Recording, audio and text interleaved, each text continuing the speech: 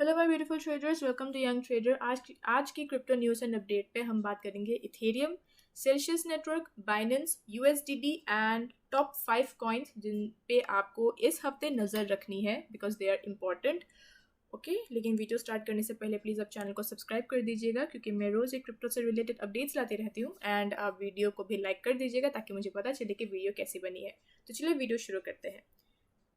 Ethereum के इस update पे बताया गया है कि इथेरियम के जो डिफ़िकल्टी बॉम्ब हैं उनको डिले कर दिया गया है और बेसिकली 2 महीनों तक इसे डिले कर दिया गया है। डिले करने के पीछे का कारण है वो लोग और ज़्यादा श्योर होना चाहते हैं, वो एक बार रीचेक करना चाहते हैं सारी चीज़ों को, इसलिए बेसिकली उन्होंने डिले कर दिया है। ऑलरेडी वो डिले ही हैं।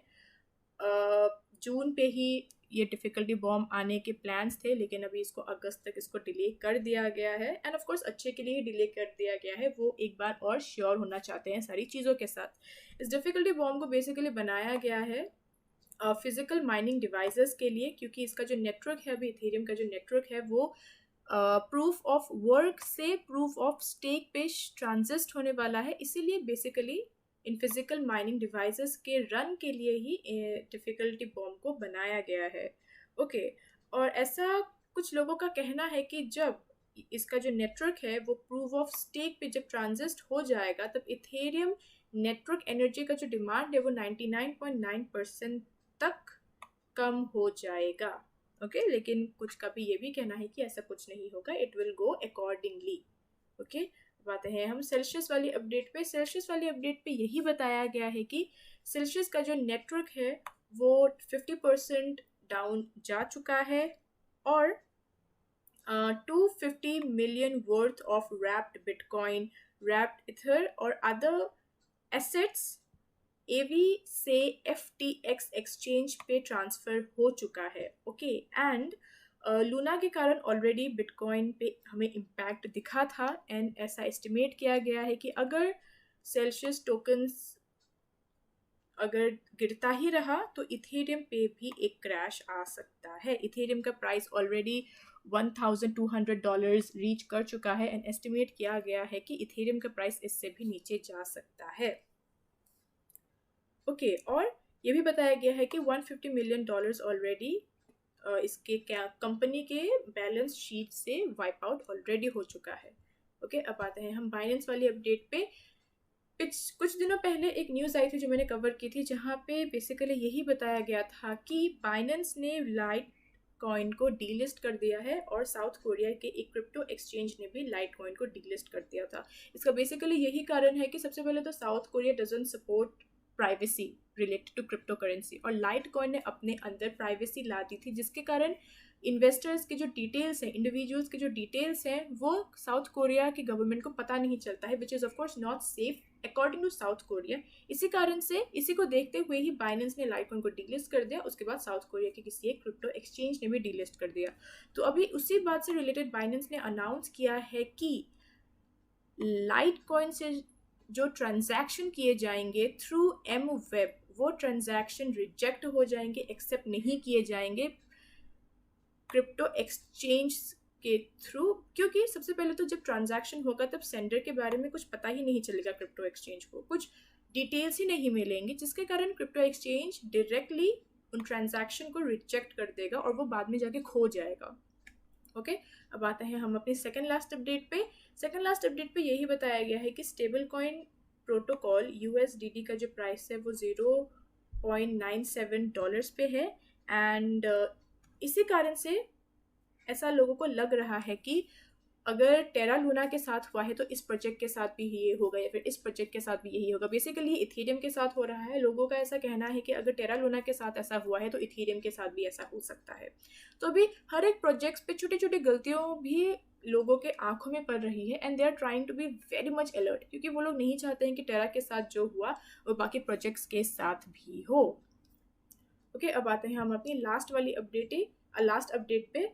तो last update basically in 5 coins के बारे में है। If you are a holder of these coins then you should keep an eye on these 5। सबसे पहले बिटकॉइन के बारे में बात कर लेते हैं। आपको पता है कि बिटकॉइन का प्राइस अभी $23 तक रीच कर चुका है एंड एस्टिमेट किया गया है कि ये इसके नीचे भी जा सकता है। $1,000 मिलियन से भी नीचे ये जा सकता है, ऐसा एस्टिमेट किया गया है। लेकिन लोगों का उतना ज़्यादा नेगेटिव रिएक्शन नहीं है टुवर्ड्स बिटकॉइन, क्योंकि सबको पता है कि लॉन्ग टर्म पे बिटकॉइन ऑफकोर्स राइज करेगा, इस पे पंप ऑफकोर्स आएगा। और वेल्स का ऐसा मानना है कि ये एक बहुत अच्छा वक्त है बिटकॉइन खरीद के रखने के लिए, specially for long term, not for short term, for long term, at least for 5 years और for 6 years। Okay, FTX token के बारे में बात कर लेते हैं। पिछले कुछ महीनों से FTX एक डाउन ट्रेंड पे जा रहा है, लेकिन अभी के लिए इस पे एक राइज, एक पंप आ रहा है। 9 जून को इसका प्राइस $29 रीच कर गया था एंड ऐसा एस्टिमेट किया गया है कि आने वाले दिनों में इसका प्राइस $32 रीच कर सकता है, या फिर वो इसके भी ऊपर जाके $35 रीच कर सकता है। लेकिन अगर ये $29 के नीचे चला जाता है, या फिर अगर ये $25 के नीचे भी चला जाता है, तो ये $35 भी ये क्रॉस नहीं कर पाएगा। ओके, अभी अब हम ZXTZ के बारे में बात कर लेते हैं। 9 जून को इसका प्राइस $2 रीच कर गया था, लेकिन इसके बाद इसका प्राइस $1 रीच कर गया, basically because of the selling.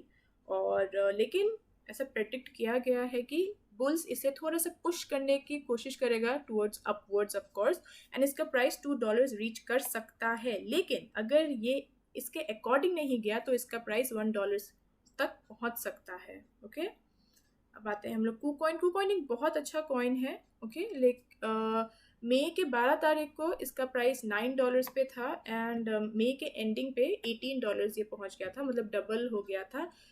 इतना शार्प पंप जो इस पे आया, लेकिन ये होल्ड नहीं कर पाया। ओके, बेसिकली इसका जो प्राइस है वो वापस $12 रीच कर गया था, एंड शायद ये $9 भी ये रीच कर सकता है।